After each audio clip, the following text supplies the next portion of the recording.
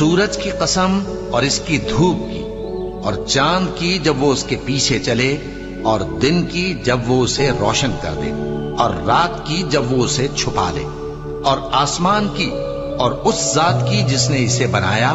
اور زمین کی اور اس ذات کی جس نے اسے پھیلایا، اور نفس انسانی کی اور اس کی جس نے اسے درست کر کے بنایا۔ پھر اس کو بدکاری سے بچنے اور پرہیزگار بننے کی سمجھ دی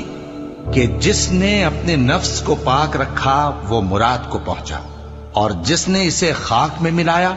وہ نامراد رہا۔ قوم سمود نے اپنی سرکشی کے سبب پیغمبر کو جھٹلایا۔ جب ان میں سے ایک نہایت بدبخت اٹھا تو اللہ کے پیغمبر صالح نے ان سے کہا کہ اللہ کی اونٹنی اور اس کے پانی پینے کی باری سے خبردار رہو، مگر انہوں نے پیغمبر کو جھٹلایا، پھر اونٹنی کو مار ڈالا۔ تو ان کے رب نے ان کے گناہ کے